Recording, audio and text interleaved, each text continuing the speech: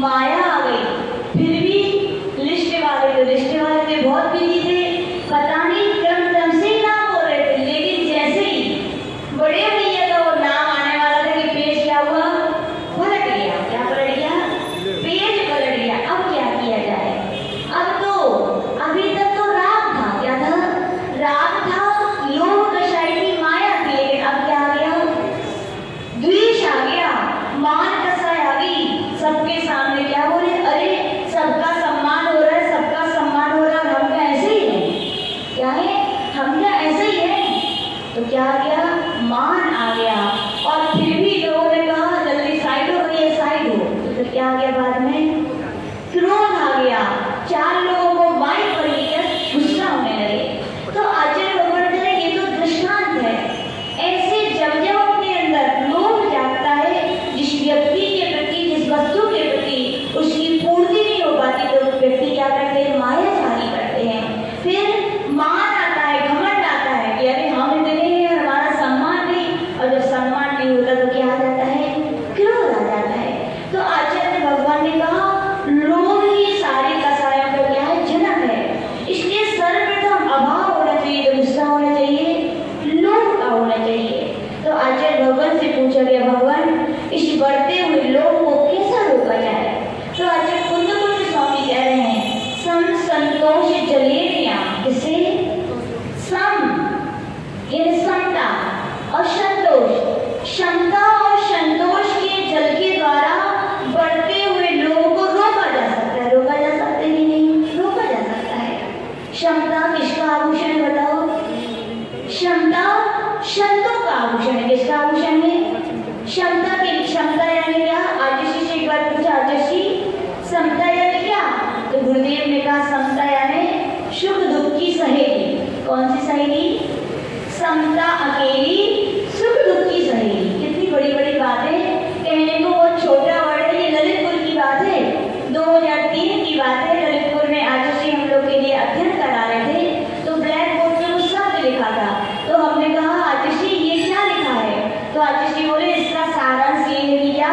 समता अकेली, सुख दुख की सहेली। पूरे साधु जीवन का प्राण होता है तो क्या होती? समता होती है। जब भी लोग बढ़े, व्यक्ति के प्रति बढ़े या वस्तु के प्रति बढ़े, तो क्या कर लेना चाहिए? समता भाव। समता भाव यानी क्या? चाहे वस्तु का सद्भाव हो चाहे असद्भाव हो, उसमें समता रूप परिणाम बनाए रखना हो। ये किसका काम है? बोले संतों का है। किसका है? संतों का है। क्या मुख्यतः संत ही ऐसी समता बना पाते हैं। देखो लंबा लंबा बिहार होता है कि नहीं होता? हमने तो भैया सारे को आचार्य की ऊपर की है, क्योंकि उनको देखा और उनके साथ रहे हैं। तो हम लोग ने देखा कितना भी लंबा बिहार हो, कितनी भी भीषण गर्मी हो, कितनी भी भीषण ठंडी हो, तो क्या है हम लोग तो थक जाते हैं, लेकिन आचार्य के चेहरे पर शिकन नहीं आती। कभी कभी क्या होता है जब बिहार होता है तो बता दिया जाता है कि आज इतने इतने किलोमीटर चलना है। और कभी कभी ऐसा स्थान होता है कि पानी की व्यवस्था नहीं मिलती है, तो लंबा भी चलना पड़ता है। तो आचार्य सुबह बताते कि आज 14-15 किलोमीटर चलना है। कितना चलना है?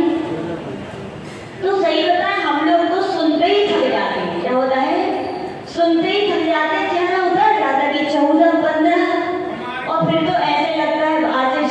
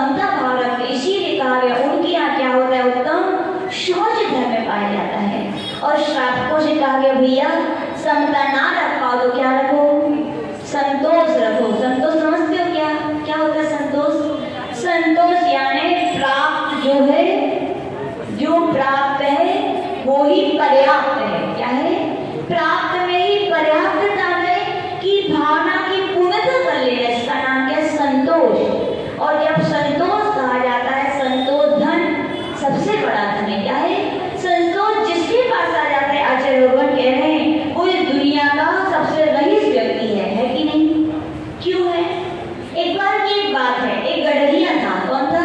गडरिया समझते हैं आपको? गडरिया था और वो अपनी भेड़ें चराने जा रहा था। जब भेड़ें चराने गया तो बहुत सारे बादल हो गए। क्या हो गए? बादल हो गए।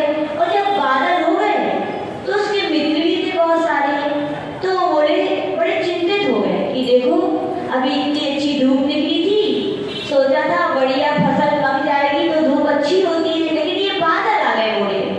बोले बहुत टेंशन में हो, बहुत चिंतन में हो। सब आपस में बातें कर रहे थे, सब टेंशन और चिंता की बातें कर रहे थे, लेकिन एक व्यक्ति था, वो क्या टेंशन में नहीं था। तो उससे पूछे, भैया क्या तुम्हारी खेती खराब नहीं होगी? तो क्या बोला?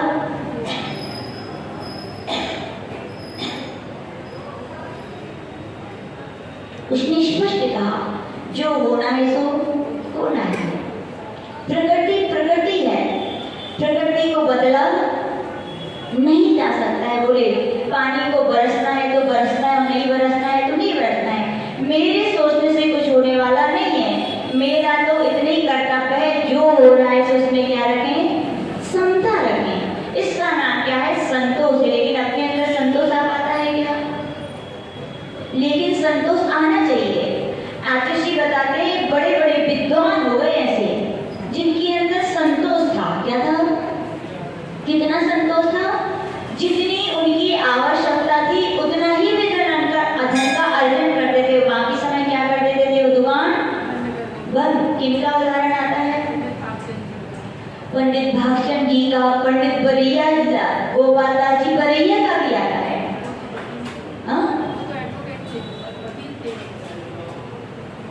किसका बता रहे हैं हम? नहीं, तो पगड़ी बेचते कौन थे? आतिशी बता ठीक कोई भी विद्वान थे, उनके पगड़ी बेचने का था। क्या काम था? पगड़ी बेचने का। इतने धर्मात्मा थे, बड़े संतोषी थे। उन्हें सुबह होती थी, अपनी धार्मिक क्रियाएं करते थे। धार्मिक क्रियाएं के करने के बाद, शुद्ध भोजन करने के बाद, आहार देने के बाद कितने बजे दुकान खोलते थे? 12 बजे। और कितने? केवल 5 पगड़ी बेचते थे। कितनी? और उनकी 5 पगड़ी खरीदने के लिए दुकान पे लाइन लगी रहती थी। क्या लगी रहती थी? दुकान बाद में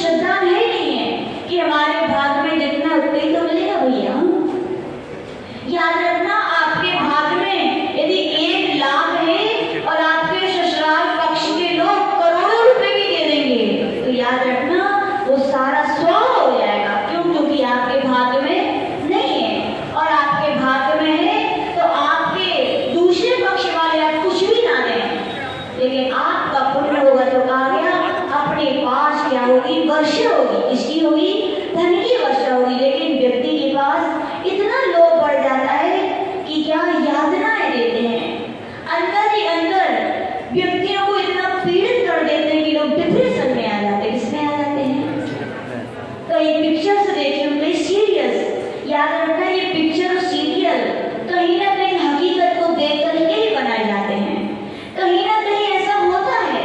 तो हम यही कहना चाहते हैं समाज वालों से, यद्यपि ये प्रथाएं बहुत बंद हो चुकी हैं, सामने प्रकट रूप से नहीं है, लेकिन फिर भी अंदर ही अंदर बहुत अपन जान नहीं पाते। ये इतनी सूक्ष्मता से अभी भी बैठी हुई व्यक्ति के अंदर इतना लोग बैठा रहता है कि इतनी आंतरिक प्रकार की, बाहर से तो यातनाएं नहीं देते, लेकिन आंतरिकता से ऐसे ऐसे शब्दों का यूज करते हैं, ऐसे ऐसे व्यवहारिकता करते हैं कि व्यक्ति वही लड़की तो लड़की है, हाँ? दोनों पक्ष ही उसको निभानी पड़ती है, हाँ? उसके लिए बड़ा कठिन पड़ जाता है कि किसको छोड़े और किसको अपनाएं, और छोड़ते हैं तो समाज बैठी उंगलियां उठाने, हाँ?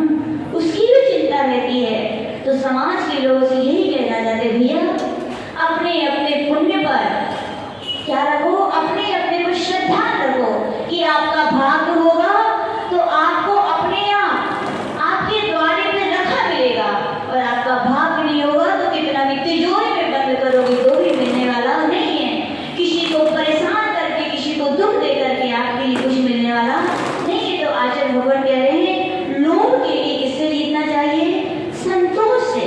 संतोषी होना चाहिए कि जितनी चादर है हम उतना ही पैर फैलाना, क्या आपको जरूरत है प्रदर्शन करने की, हम इतने बड़े हैं। तो आचार्य भगवान यही कह रहे हैं कि हे संतों से भी कहते हैं तुम भी क्या रखो, संतोष रखो।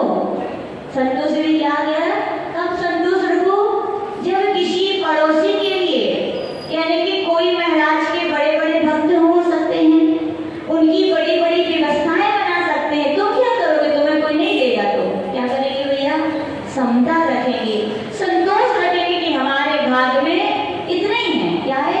हमारे भाग में इतने ही, इतने से ज्यादा नहीं। हम लोग की दीक्षा होती है तो आगे से पूछते हैं, क्योंकि मोक्ष मार्ग में कंकड़ और संकट ये आप लोग जैसे कम होते हैं, लेकिन मानसिकता के बहुत ज्यादा होते हैं। किसके होते हैं? मानसिकता के। गुलिस्थान है, भाव उतार चढ़ाव का नाम गुलिस्थान है। यहाँ निरंतर ऐसी परिस्थितियां आती रहती है कि भाव उतार और चढ़ाव बना रहता है। उस परिस्थिति में भी भाव में समता बनाए रहती है। आगे से पूछते हैं कि देखो तुम्हारी दीक्षा हो रही है, कोई पड़ोसी के पास कोई बहुत सारे गिफ्ट लाएगा, बहुत सारे लोग उनके पास बैठने आएंगे, बहुत सारे उनका नाम लेंगे, तुम्हारा नहीं लेंगे तो तुम क्या करोगे?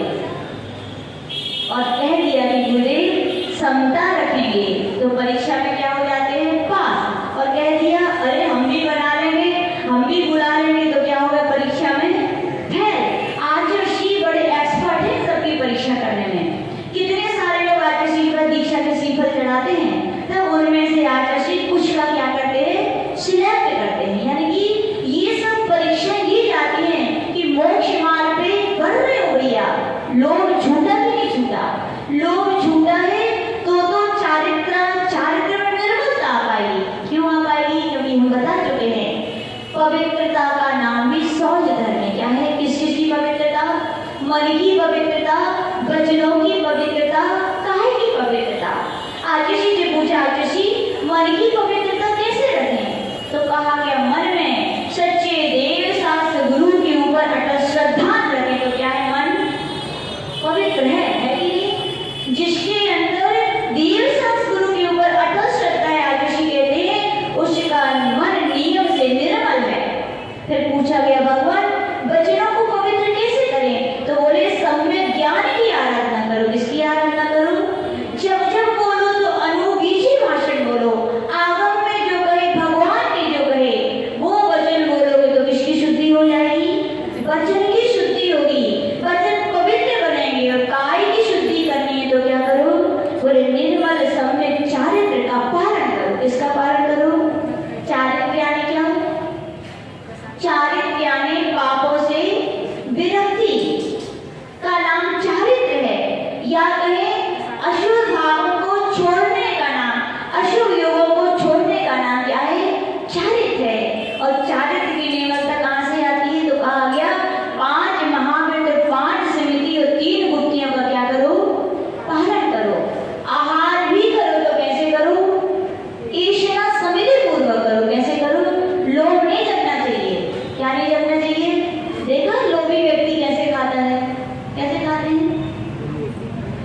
लोभी व्यक्ति की आतिशी पहचान बताते बोले रसगुल्ले की थाली में आ जाए, यहाँ रखते देर नहीं लगती और कब अंदर चला जाता पता ही नहीं चलता। बोले यहाँ रखा और वहाँ कब अंदर चला गया पता नहीं, यानी कि बहुत स्पीडली खाते हैं। क्या खाते हैं? तो आतिशी बोलते हैं क्या गिद्धता है क्या है ये। और कई लोग तो जैसे मान लीजिए किसी को डायबिटीज की बीमारी है, इसकी बीमारी है, और फिर क्या खाने को मना किया है सरोजन जी? मीठा मत खाओ, फिर भी क्या होता है? हमने बताया था फतेहपुर के अध्यक्ष जी थे, बड़ा मीठा पसंद था, जलेबी तो उतनी पसंद थी कि बता नहीं सका। तो क्या जलेबी खाएंगे और कैसे खाएंगे? सुधा आंटी कौन देते पानी से धो धो के खाएंगे, कैसे खाएंगे? लेकिन जलेबी जरूर खाएंगे। इसके लिए कहा गया अचत नहीं है बचत नहीं है और सामने आए तो बचत नहीं है। ऐसी जिनकी दुर्दताएं, जिनके अंदर लोभ होता है, उनकी ऐसी आदत होती है। तो आज ही हम लोग को समझाते हैं साधकों सुनो, याद रखना उस कहानी के लिए जब एक संत दिगंबर संत एक वृक्ष के नीचे बैठे हुए थे और एक भक्त आया था। और भक्त कहाँ से आया था? कहाँ से आओ तो जहाँ से आओ नहीं पता, बुंदेलखंड से आओ तो महाराज से आओ तो अब अपनी अपनी आंख लगा ली हो कहाँ से आओ तो। उस जैसी भक्त आया, उसने बहुत सुंदर पका हुआ क्या चढ़ा दिया? तरबूज। तरबूज नहीं खरबूज क्या बोलते हैं? चीमली। चीमली अपने अंदर क्या बोलते हैं? चीमली बोलते हैं। खरबूजा चढ़ा दिया। क्या हुआ? संत जहाँ अपने आत्म ध्यान साधना में लगे हुए थे, खुशबू आ गई। क्या आ गई? पुद्गल द्रव्य की देखो क्या महिमा है। आंखों से देखा नहीं है, हाथों से स्पर्श नहीं किया और जीभ से चखा नहीं है, फिर भी गंध ने बता दिया कि यहाँ पे क्या रखा है? चीमली आ गई। चीमली देखो क्यों ऐसे पता चला? क्योंकि पुद्गल के चार गुण अविनाभावी हैं। एक गुण है तो तीनों चारों की सिद्धि स्वयं होती है। एक गंध का आया तो महाराज का मन चला गया। किसमें चला गया? चीमली में। कि क्या चढ़ी है यहाँ पे? चीमली चढ़ी है और खुशबू आ रही, यानी कि पकी हुई है। कैसी है? स्पर्श का ज्ञान हो गया, पकी हुई है, सॉफ्ट है। और खुशबू से पता चल गया नियम से मीठी है। और मीठी है तो कलर कैसा होना चाहिए? हरा भी हो सकता, पीला भी हो सकता है। मन की दिशा चेंज हो गई और कहा गया उसी समय उनकी आयु का बंध हो गया। और उस चीमली की लालसा से वे कहाँ पैदा हुए? आयु का बंध किया और उस चीमली में कीड़े हो गए। क्या हो गए?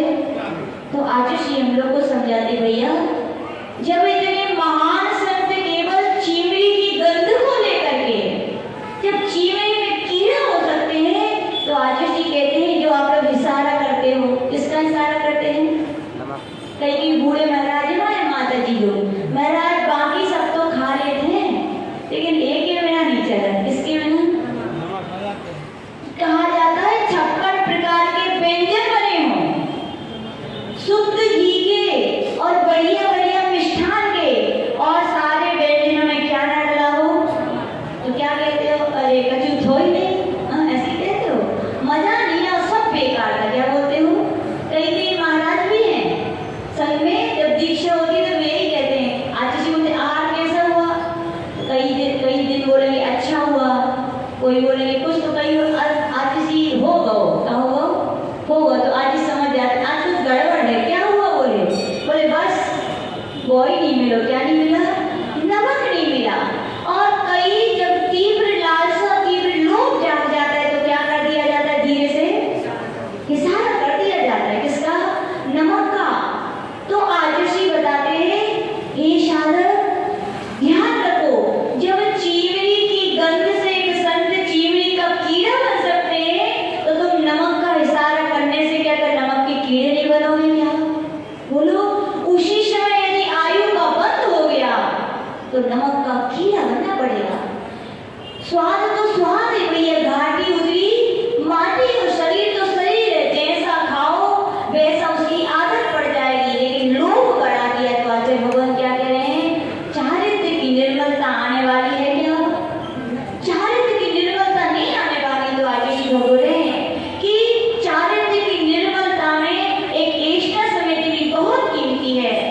और वहां आचार्य बोल रहे हैं जैसे संतों के लिए उपदेश दिया गया वैसे श्रावकों के लिए भी कहा गया भैया आप भी क्या करें, अपनी निर्मलता बनाए। किसकी निर्मलता बनाए?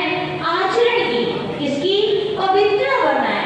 और ग्रस्तों की पवित्रता कैसे बनती है आपको पता है? कैसे बनती है ग्रस्तों की पवित्रता? अपन सभी क्या है? जैन हैं। क्या हो आप सभी? क्यों जैन हो भैया आप लोग? जैन धर्म के अनुयायी हैं। हाँ, जिन्हें भगवान ने कहा उसको मानने वाले, इसलिए हम जैन हैं। और जैन धर्म का सबसे पवित्रता का कोई हेतु दिया गया तो कुलाचार का पालन करना कहा गया। किसका पालन करना कहा गया? कुलाचार। पूछो ये कुलाचार क्या कहलाता है? कुलाचार यानी मर्यादाओं का पालन करना। किसका पालन करना? मर्यादाएं। मर्यादाएं कौन कौन सी होती है? मर्यादाओं के विषय में कहा गया सूतक पातक की मर्यादाओं का ध्यान रखना। किसका ध्यान रखना? और कितने प्रकार के सूतक पातक होते हैं? आप लोग केवल दो ही जानते हो, कोई खत्म हो गया तो सूतक और कोई उत्पन्न हो गया तो पातक या शोध। लेकिन इसके अलावा भी 3 प्रकार का सूतक पातक कहा गया। एक श्राव, एक मरण का और एक जन्म का। ऐसे कहे गए 3। कितने प्रकार के कहे गए? 3 प्रकार के। श्राव का अर्थ कहा गया, क्या कहा गया? 3 दिन का पालन करने का नाम। किसका पालन करने का नाम? जिन घरों में 3 दिन का महिलाओं का पालन होता है वे ही घर जैन है, याद रखना। और जिन घरों में इसका पालन नहीं होता वे कितनी सोच रहे कि हम जैन हैं और जैन धर्म का पालन करते हैं और हमारी पापों से मुक्ति हो जाएगी। तो आचार्य भगवान स्पष्ट अनेक ग्रंथों में लिख रहे हैं जिन घरों में 3 दिनों का पालन नहीं होता वे नीच गोत्र का बंद करते हैं। किसका करते हैं? नीच गोत्र का बंद करते हैं, पहली बात। दूसरी वहां पे क्या किया? तीव्र ज्ञानावर्णी कर्म का बंद करते हैं। किसका करते हैं? तीव्र ज्ञानावर्णी कर्म का। और कहा गया ऐसे जीव, ऐसी महिलाएं डूंगी सूंगरी कुंगरी की पर्यायों में जाकर के अनेक प्रकार के दुख भोगती हैं, विकलांग होती हैं, विधवा हो जाती है जल्दी। ये सब किसके फल है? पढ़ो कभी कभी शास्त्रों के। आज के व्यक्ति बोलने लगते हैं, क्या बोलने लगते हैं? ये सब तो ऐसे ही है माता जी, कुछ नहीं होता इससे। यदि कुछ नहीं होता तो बताओ, जब ऐसी महिलाओं की परछाई पड़ती है तो पापड़ खराब क्यों हो जाते हैं? वो परी खराब क्यों हो जाती है? जब एक उद्गल पर इतना बड़ा इफेक्ट पड़ रहा है तो क्या चेतन पर इफेक्ट नहीं पड़ता होगा? हाँ बोलो। आजकल के पुरुष वर्ग कहते कुछ नहीं होता ये सब। भैया बहुत कुछ है ये। जिन घरों में ये पालन है उन घरों में ही स्वस्थता है, उन घरों में ही धर्म का पालन है। और जिन घरों में नहीं है उनके लिए नाम है बस खाली। क्या है? आज तो विज्ञान के बड़े बड़े वैज्ञानिकों ने रिसर्च के द्वारा सिद्ध कर दिया।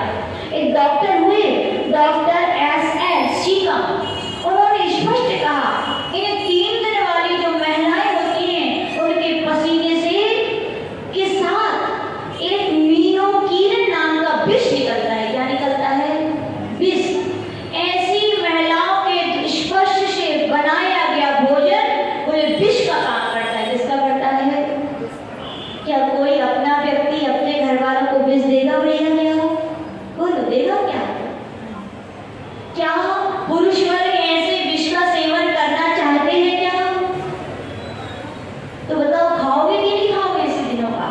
ये प्रवचन कोई नहीं करता, लेकिन आज से हम लोग से जरूर बोलते हैं। बोले आप लोग तो महिलाएं हैं, एक बार महाराज को बोलने में मर्यादाएं ठीक नहीं रहती, लेकिन माता जियों को तो ऐसे प्रवचन कर देना चाहिए। जब ये गया में हम लोगों ने प्रवचन किए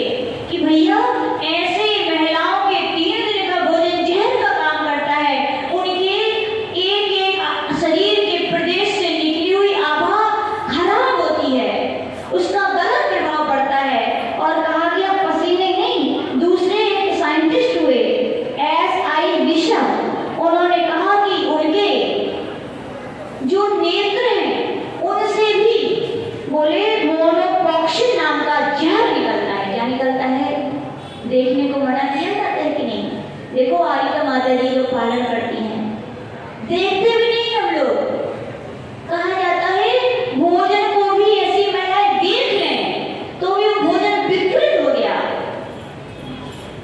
ऐसी जब प्रवचन जब गया में किए गए तो पुरुषों ने तो यही कहा, माता जी ना किसी माँ ने मुझे बताया बचपन में ना बड़े में, तो हम लोग को क्या मालूम? जो साइंस में पढ़ लेते हैं तो पता है। बोले आज तक किसी ने ज्ञान ही नहीं कराया, लेकिन उन्होंने नियम ले लिया कि 3 दिन बोले हम अपने हाथ से बनाना पसंद करेंगे, लेकिन ऐसा भोजन करने का क्या हम त्याग करते हैं। ऐसे 3 दिन का पालन जिन घरों में होता है भैया, वे ही घर घर है। क्योंकि कहा गया आगम में 3 दिन में पहले दिन महिला मालूम क्या कहलाती है? धोबिन कहलाती है। बताओ धोबिन यदि आपका भोजन छू ले तो क्या खा लोगे? क्या बोलो खाओगे? दूसरे दिन मैतरानी कहा गया, कोई मैतरानी आपके घर में आके छू जाए तो खाओगे क्या? बोलो खाते हो क्या? तीसरे दिन चांडाली कहा गया, चांडाली यदि स्पर्श कर जाती है तो तुम शुद्धि करते हो। क्या करते हो? शुद्धि करते हो उस स्थान की। और ये तो साक्षात तुम्हारा पूरा घर ही चांडाल बन रहा है। तो ईट के संसर्ग से बोलो ऐसे तो याद रखना, ज्यादा विश्लेषण नहीं कर रहे हैं, समझदारी के लिए इशारा ही काफी होता है। अपने जीवन में पवित्रता लाना चाहते हो, अपने घर को बीमारियों से बचाना चाहते हो, अपने मन में धार्मिकता लाना चाहते हो, तो इन 3 दिनों का पालन अपनी छोटी छोटी बेटियों को भी सिखाया करो और इसके साथ साथ बेटों को भी सिखाया करो। जब तक बेटों को ज्ञान नहीं होगा तब तक बहू बन जाती है, जब उसका पालन करना मुश्किल हो जाता है। क्योंकि पति का प्रेशर बढ़े तो कई बार नई शादी भी करना पड़ता है। इसलिए ध्यान रखना आप लोग भी। चंद्र षष्ठी की कथा व्रत निकल गया, केवल उसमें महिलाओं को करने का उपदेश नहीं दिया गया, उसमें पुरुषों को भी करने का उपदेश दिया। क्यों? क्योंकि पुरुष भी इसमें भागीदार होते हैं। वे मानते नहीं है तो महिलाओं को करना पड़ता है। तो याद रखना, वे तो पाप की भागीदार है तो है ही, नरक निगोद की तो भोगेंगी तो भोगेंगी, लेकिन साथ में आप लोगों को भी जाना पड़ेगा। इसलिए श्रेष्ठ है अपने घरों में क्या होना चाहिए? 3 दिन का पालन जरूर होना चाहिए। आजकल होता तो है, लेकिन कैसा होता है? बोले किचन अकेले का नहीं झूठे माता जी, बाकी सब चलता है।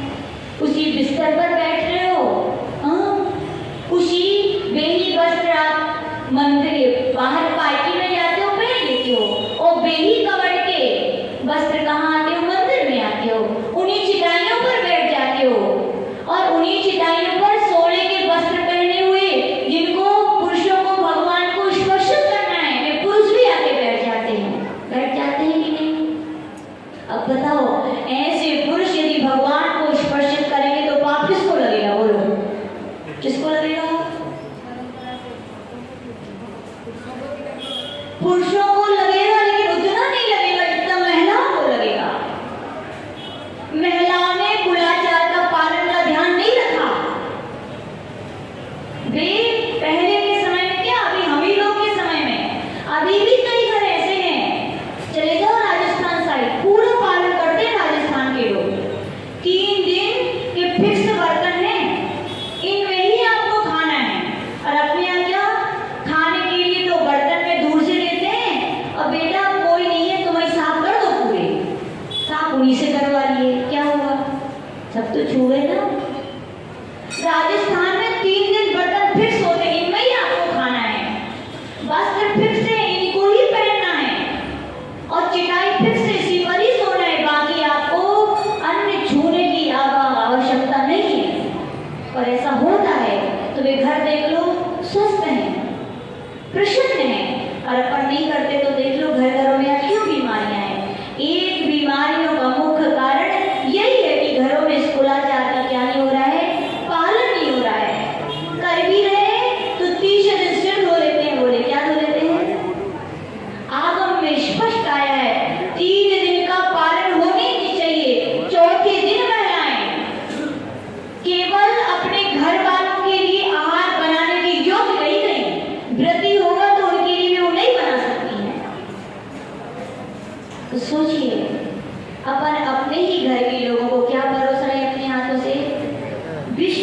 रहे हो, क्या परोस रहे हो। और इसका इफेक्ट आप मानो या ना मानो, साइंस बड़े बड़े विदेशों में जब हम लोग एक मैगजीन पढ़ रहे थे और आतिशी की आगम जब कुशाहो पुस्तक है उसमें ये आरिकाओं का जब विषय लिया गया तो वहाँ पे आतिशी ने बताया किस देश में ऐसे ऐसे देश भी हैं जहाँ 3 दिन महिलाएं भूमि को भी स्पर्श नहीं करती। उनके लिए अलग से एक शांतला एक पुस्तक पढ़ रहे थे, उपन्यास, अपनी जैन धर्म की कर्नाटक की बहुत प्रसिद्ध महिला हुई शांतला। वो जब पढ़ रहे थे हम लोग, बहुत शिक्षाप्रद बातें हैं उसमें लिखा गया, मतलब लगभग 3री-4री शताब्दी की होगी वो। उस शताब्दी में कैसे होता था पालन कहा गया, ऐसी महिलाओं के लिए गांव के बाहर स्थान बने रहते थे, 3 दिन में जाके वही रहती थी। अब उतना ना कर सको भैया, लेकिन अपने घर में रहकर एक कोने में तो बैठ सकते हो, इतना नहीं कर सकते। कम से कम 3 दिन अपने भोजन का सामग्री तो ना छू भैया।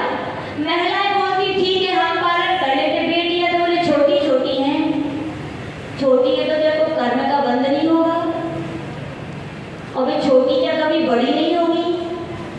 आप जैसे संस्कार डाल दोगे वैसे संस्कार बन जाएंगे, तो वे आगे भी उस कुलाचार का पालन करती रहेंगी। और ऐसा कुलाचार याद रखना, इससे ही जीवन में क्या आती, पवित्रता आती है कि जैसा खाओ अन्न, ऐसे ही है ना कहावत। ऐसे घरों में हम लोग ने भी पूज्य विजयवती माता जी, प्रथम गढ़ी आदित्य माता जी, इनकी समाधि हो चुकी, उनकी पुस्तक पढ़ रहे थे, उन्हें अनुभव में लिखा, बोले मेरे ऊपर आहार का तुरंत असर पड़ता था। बोले यदि किसी दिन अशुद्ध भोजन आ जाए तो बोले मेरे शरीर में लाल लाल दाने हो जाते थे। बोले क्या? हाँ, और हम लोग ने भी अनुभव किया, जिस दिन अशुद्ध भोजन होगा, जिस चौके का भरपेट हो गई यहाँ, कुछ ना कुछ क्या जाएगी, दिन बाद आएंगे, या हो भी जाएगा उस दिन सामायिक वगैरह में उतना मन नहीं लगेगा। किसका प्रभाव है सब? भोजन का प्रभाव पड़ता है भैया। इसीलिए कहा गया इन 3 दिनों का पुरुषों से भी कहना चाहते हैं, मत समझिए सब रूढ़ी है, ये रूढ़ी नहीं है भैया, ये अपनी आगमिक परंपराएं, भगवान जिनेन्द्र देव की वाणी में खी हुई मर्यादाएं हैं, ये रूढ़ी नहीं है। इनको रूढ़ी मान के आप लोग अपने लिए नरक निगोद के रास्ते बना रहे हो, इनको रूढ़ी मत कहो। क्यों? क्योंकि जिनेन्द्र देव की वाणी को आप रूढ़ी करोगे तो भी गलत है। ये सब क्या है? आगमिक है, क्या है? प्रमाणिक है। शास्त्र पढ़ो, शाकाचार शंकर पढ़ लो, ऐसे 3 दिन जो महिलाएं होती हैं उनके लिए क्या क्या कहा गया, कैसे रहे वो, 3 दिन श्रृंगार ना करें।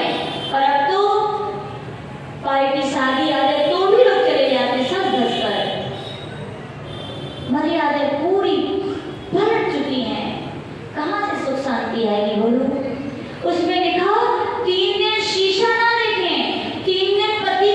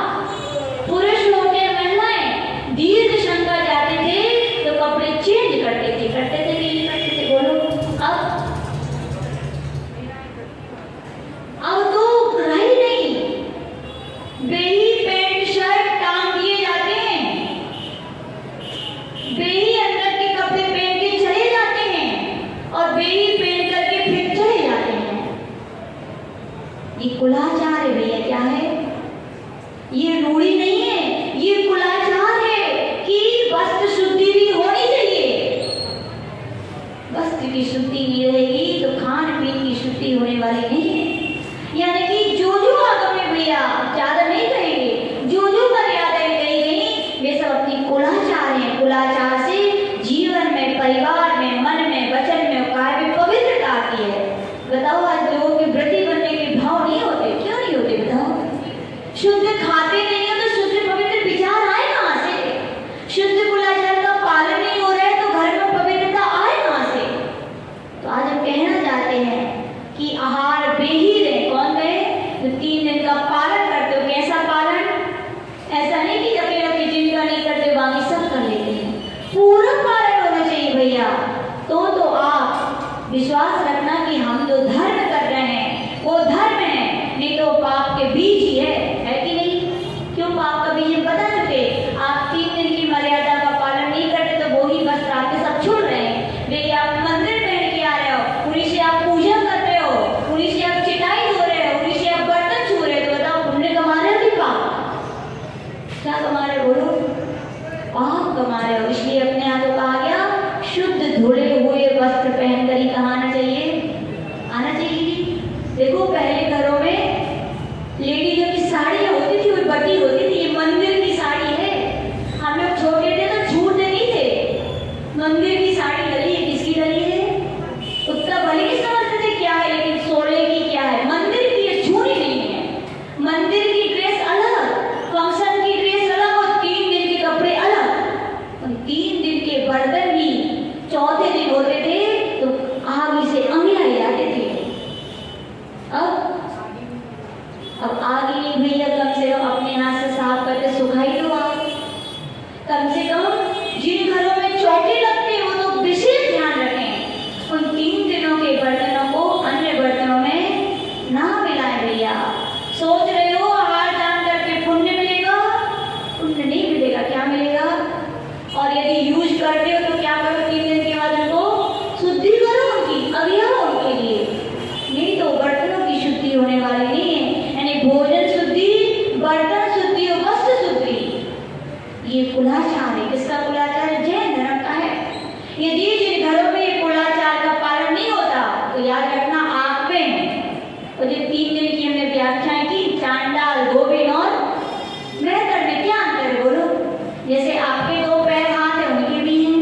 आप खाते हो वो भी खाते हैं, आप सोते वो भी सोते। अंतर क्या है? अंतर इतने ही है कि उनके यहाँ कुलाचार का पालन का उपदेश नहीं है और आपके यहाँ क्या है? कुलाचार का पालन का उपदेश है। इसीलिए आप श्रेष्ठ हो। बाकी तो बताओ सब सेम ही है। और आप वो भी नहीं करोगे तो क्या कहलाओगे? आप भी वही हो, नाम की जैन हो। याद रखना, नाम की जैन होने से किसी का कल्याण होने वाला हो? कल्याण तो उन्हीं को होगा जो जिनेंद्र भगवान को मानने के साथ साथ उनकी वाणी को भी मानते हैं। यानी कि सूतक पातक का पालन करते हैं 3 दिनों का। सूतक का भी आजकल कैसे पालन होता है? बोले 13 दिन का सूतक लगता है। पहले ही दिन से व्यक्ति मंदिरों में अंदर आ जाते हैं। क्या जाते हैं? अंदर आ जाते हैं। शोर लगती है, 3 दिन भी नहीं पूरे हो पाते, मंदिरों में अंदर आ जाते हैं। और पहले क्या होता था?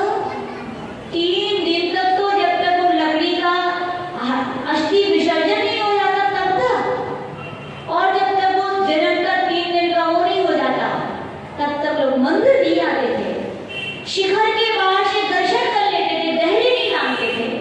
फिर 3 दिन के बाद दहली लांघ करके एक मर्यादा देती थी कि यहीं से दर्शन करने हैं, ना चिटाई छूनी है ना मंदिर का कुछ छूना है, बाहर से दर्शन करने हैं। आज तो वेदियों के पास आके खड़े हो जाते हैं लोग। क्या वो सूतक लगा है? बोले क्या लगा है? याद रखना, सूतक पातक का पालन नहीं होगा ना तो आपकी दुर्गति निश्चित है। एक बार की बात है कि यहाँ 6 महीने का सूतक लगा। क्या लगा था?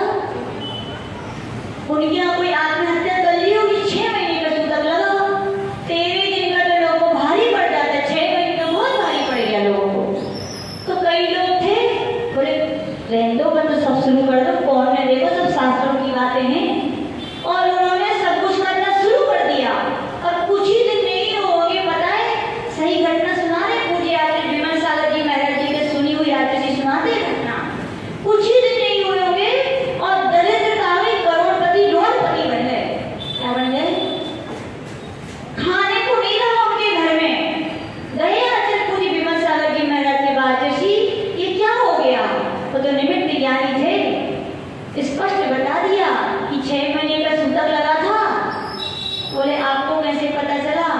बोले कोई बताए या ना बताए, तुम्हारे कर्मों के फल आ रहे हैं, जी बता रहे हैं।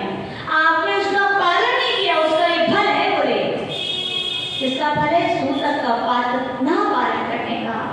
तो उन्होंने प्रायश्चित किया, पूरे परिवार ने 6 महीने का सूतक पालन किया, तब वह गाड़ी लाइन पे आ पाई। याद रखना क्या होना चाहिए? सूतक पालन का। महिलाओं के लिए कहा गया 5 महीने के बाद, गर्भवती होने के बाद दृढ़ से पूजा ना करें, आहार दान ना करें। लेकिन आजकल क्या बोलते हैं? अरे दुनिया भर के काम करके सब खाओ है और धर्म के काम करे मना कर रहे हैं। याद रखना ये ऐसी वैसी बातें नहीं, किसकी बातें हैं? शास्त्रों की बातें। इसमें अपना तर्क मत लगाओ, अपनी बुद्धि मत लगाओ। 9 महीने तक लोग पूजा करते हैं, किसकी आगम की आज्ञा किसकी टाल रहे हो आप?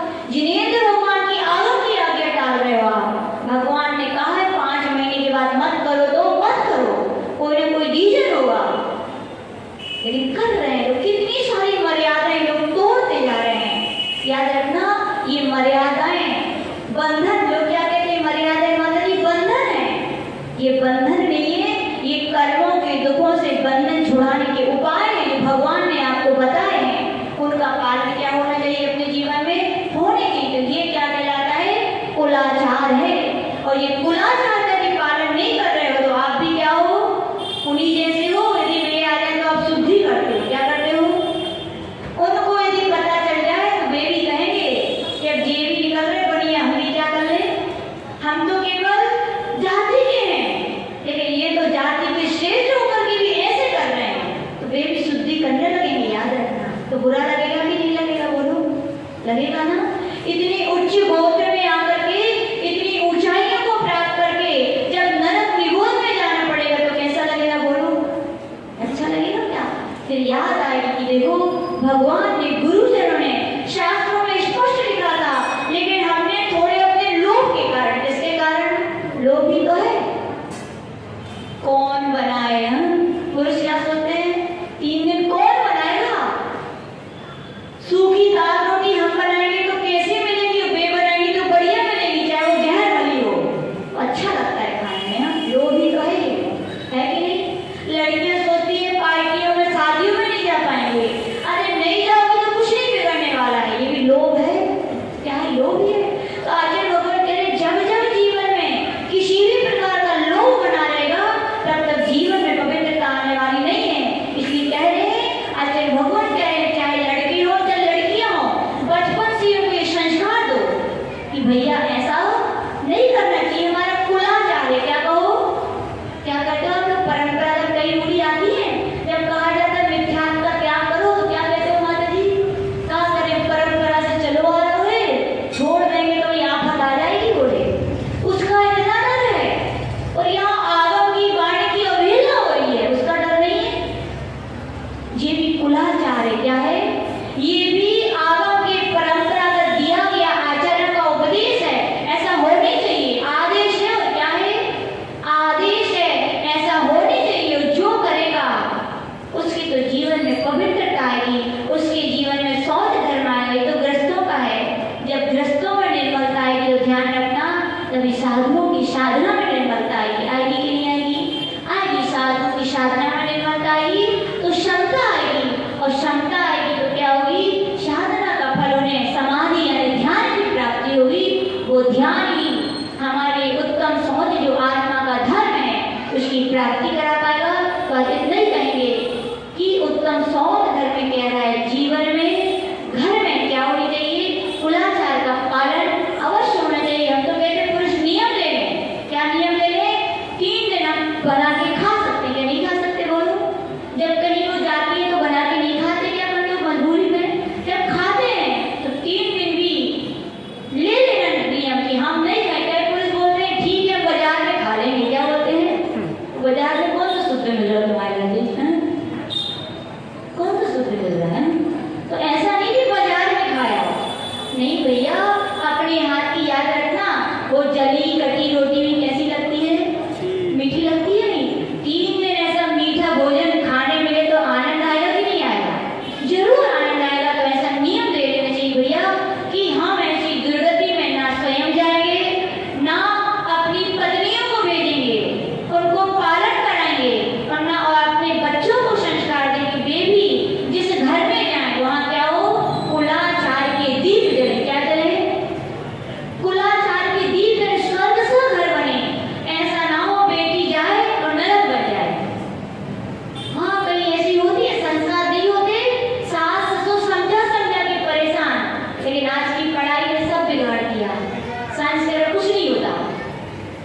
तो क्या, तो आचार्यगण यही कह रहे हैं कि अपने बच्चों को सबको संस्कार दीजिए जिससे कुलाचार का पालन हो और अपने जीवन में पवित्रता है। इसी भावना के साथ जय परम पूज्य आचार्य गुरुदेव श्री विराट सागर जी महाराज की, आलका श्री माता जी की, आलका संघ की। पेपर ले आइएगा, पेपर संगीत जल्दी लाओ।